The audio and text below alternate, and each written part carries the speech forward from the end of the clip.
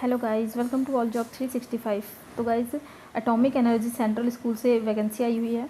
इस वैकेंसी में PRT, TGT, PGT के लिए बहुत सारी पोस्ट्स हैं, तो इसके बारे में हम आगे वीडियो में डिस्कस करेंगे। और साथ में मैं सारे सिलेक्शन प्रोसेस वगैरह सब कुछ बताऊंगी। इसमें आपको सीटेट की रिक्वायरमेंट नहीं होगी। अगर आपने डीएलएड बीएड किया है तो आप इसमें अप्लाई कर पाएंगे। किस किस सब्जेक्ट के लिए वैकेंसी है, क्या क्या रिक्वायरमेंट वगैरह, सारी चीज़ें हम आगे वीडियो में डिस्कस कर लेंगे। तो वीडियो को लाइक करके चैनल को जरूर सब्सक्राइब कर लीजिएगा, ताकि इसी तरीके का इन्फॉर्मेटिव अपडेट आप तक पहुंचता रहे। तो स्टार्ट करते हैं वीडियो को। तो सबसे पहले देख लेते हैं पोस्ट क्या क्या है और किस सब्जेक्ट के लिए है। तो यहाँ पे आप देख सकते हैं कि जो टीजीटी इंग्लिश के लिए है, इसमें English as a subject in graduation in all the 3 year and BEd with English as a teaching subject. मतलब आपके पास ग्रेजुएशन में 3 साल इंग्लिश होनी चाहिए, साथ में आपने जो बीएड किया है वो भी इंग्लिश में होनी चाहिए। इसके साथ ही टीजीटी हिंदी और संस्कृत के लिए अगर आप अप्लाई करना चाहते हैं तो यहाँ पर है हिंदी और Sanskrit as a subject in graduation for all the 3 year and BEd with Hindi and Sanskrit. मतलब कि ये सेम रिक्वायरमेंट वही है कि 3 साल तक आपके पास संस्कृत और हिंदी होनी चाहिए ग्रेजुएशन में। उसके साथ बीएड में भी संस्कृत या हिंदी होनी चाहिए। इसके साथ अगर आप मैथ या फिजिक्स का कर रहे हैं अप्लाई टीजीटी के लिए, तो इसमें mathematic and physics in graduation में एटलीस्ट 2 ईयर, इसमें 2 ईयर दिया गया है। 2 साल तक आपके पास फिजिक्स या मैथ होना चाहिए। इसके साथ ही BEd with any subject of science as a teaching. मतलब बीएड अगर आपने किया तो उसमें आपके पास कोई सा भी साइंस का सब्जेक्ट होना चाहिए। इसके साथ अगर आप बायो और केमिस्ट्री के लिए करें टीजीटी में, तो बायो और केमिस्ट्री आपके पास जूलॉजी और बॉटनी दोनों ही इन ग्रेजुएशन में 2 ईयर तक आपने पढ़ा होना चाहिए आपको। इसके साथ ही बीएड में साइंस का कोई भी सब्जेक्ट होना चाहिए। फिर कर लेते हैं बात टीजीटी सोशल साइंस की भी है। तो इसमें graduation in any 2 of the following subject in at least 2 year. यहाँ पे जो भी सब्जेक्ट दिए गए, जैसे हिस्ट्री है, जोग्राफी है, इकोनॉमिक है, पॉलिटी है, इन सभी में से आपके पास 2 साल तक कोई ना कोई सब्जेक्ट होना चाहिए ग्रेजुएशन में। ठीक है।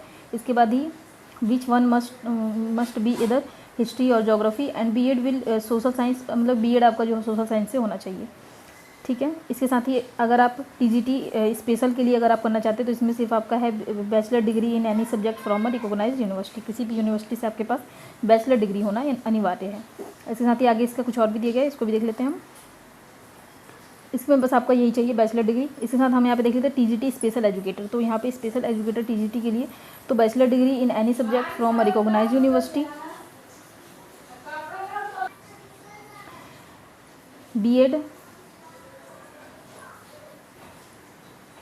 BEd special educator with at least 50% marks in aggregate और equivalent CGPA from a recognised university.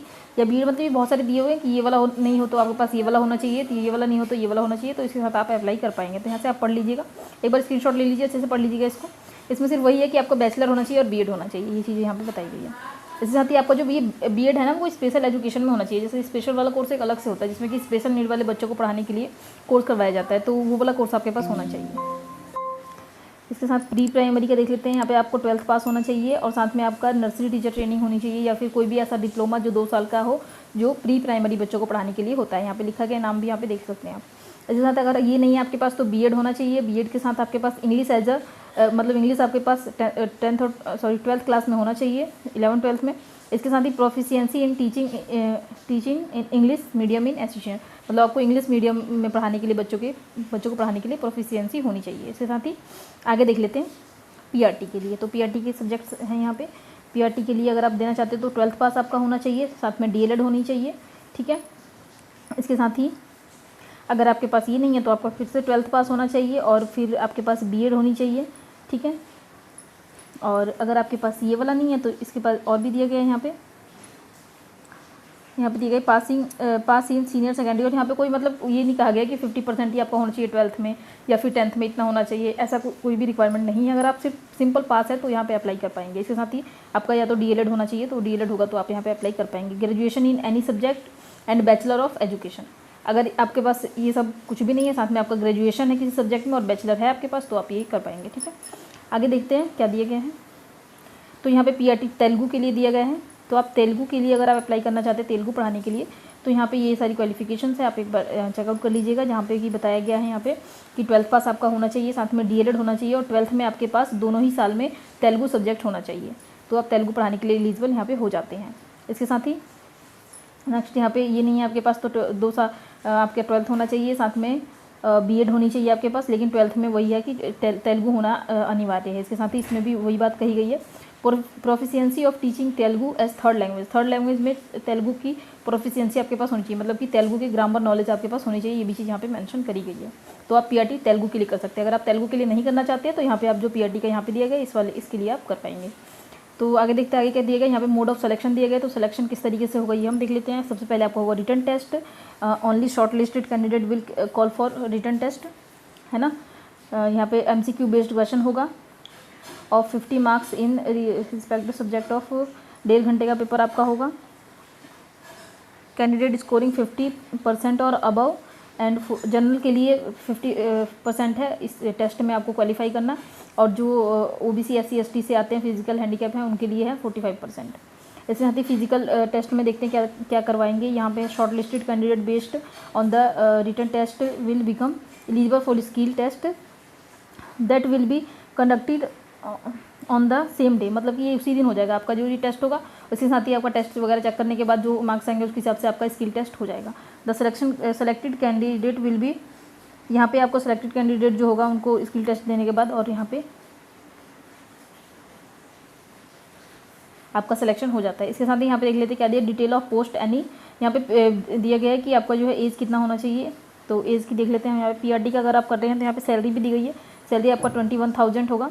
और इसके साथ ही यहाँ पे है 40 ईयर आपका एज अगर है 40 ईयर से नीचे तो आप यहाँ पे अप्लाई कर पाएंगे। SC ST के लिए 5 ईयर की रिलैक्सेशन है, वुमेन के लिए 10 ईयर की रिलैक्सेशन है, ये बहुत ही अच्छा है, आप कर पाएंगे अप्लाई। यहाँ पे TGT के लिए अगर आप कर रहे हैं तो 45 साल एज है, और साथ में यहाँ पे physical challenge as per the government of India norms, इसके हिसाब से आपको फिजिकल चैलेंजेस जो होंगे उनको मिलेगा रिलैक्सेशन। ये सारी रिलैक्सेशन यहाँ पे TGT और PRT दोनों के लिए ही है। वैकेंसी रिलीज़ कहाँ से हुई है तो यहाँ पे देख लीजिए, वैकेंसी जो रिलीज़ हुई है यहाँ पे atomic energy central school Hyderabad से हुई है, DAE colony ECIL post Hyderabad, और यहाँ पे ये नंबर दिया गया है। इसके साथ जो वैकेंसी है वो यहाँ पे देख लेते हैं, नोटिफिकेशन 24 तारीख को रिलीज़ हुई थी। इसके साथ ही यहाँ सब्जेक्ट देख लेंगे आप,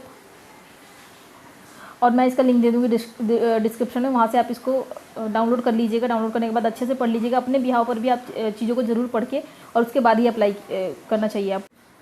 तो गाइज़ यहाँ पे देख सकते हैं, यहाँ पे बताया गया है कि आपको एप्लीकेशन कैसे करना है। आपको एप्लीकेशन में जो है जितने भी आपके डॉक्यूमेंट होते हैं, जैसे कि 10th का हो गया, 12th का हो गया, BEd का हो गया, इन सभी सर्टिफिकेट को आपको जीरोक्स करा लेना है। जीरोक्स कराने के बाद इसकी मतलब एक साथ इसको लगा दीजिएगा। लगाने के बाद और एप्लीकेशन फॉर्मेट जो है वो डाउनलोड करना है, वो मैं अभी बता देती हूँ कैसे डाउनलोड करना है, उसको भी लगाना है आपको। और इस वाले एड्रेस पर आपको या तो आप खुद जाके पर्सनली डाल सकते हैं, या फिर आप इस पर या स्पीड पोस्ट कर सकते हैं। तो पोस्ट कैसे करना है उसके लिए मैं अभी बता देती हूँ आपको। वहाँ पे उस एड्रेस पे पोस्ट करना होगा। और यहाँ देख लेते हैं, पहले यहाँ पे डेट देख लेते हैं। डेट जो दी गई है आपको 31 तारीख से स्टार्ट हो जाएगा ये, और 7 तारीख तक चलेगा। तो 31 से 7 के बीच में आपको ये एप्लीकेशन कर देना है। उसके बाद अगर आप करेंगे तो यहाँ पे देख लीजिए लिखा गया है कि क्लियरली कि ये रिजेक्टेड हो जाएगा। नीचे देख लेते हैं, यहाँ पे आपको यहाँ पर आ जाइएगा, यहाँ देख लीजिए कि ये लिखा हुआ है, application send by post should be addressed to principal coordination atomic energy central school DAV यहाँ पे दिए गए। इस पर आपको करना है, अगर आप पोस्ट करना चाहते हैं तो। अगर आप दूर रहते हैं इस लोकेशन से तो आप पोस्ट कर पाएंगे, अगर आप पास रहते हैं तो अच्छा होगा कि आप चले जाइए वहाँ पे जा कर के दे आइएगा, तो वो ज़्यादा बेटर होगा।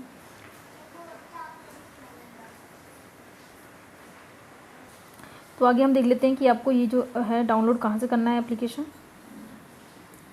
तो ये है इस एप्लीकेशन की ऑफिशियल वेबसाइट, इसका लिंक मैं दे दूँगी डिस्क्रिप्शन में। आपको यहाँ पे स्क्रॉल डाउन कर लेना है। स्क्रॉल डाउन करने के बाद यहाँ पे लिखा गया है, यहाँ पे आप देख सकते लिखा है कि एडवर्टाइजमेंट, यहाँ से एडवर्टाइजमेंट डाउनलोड कर लेना है आपको, जो मैंने अभी आपको दिखाया। और एप्लीकेशन फॉर्म यहाँ से डाउनलोड करना है। तो अभी मैं करके दिखा देती हूँ आपको एक बार।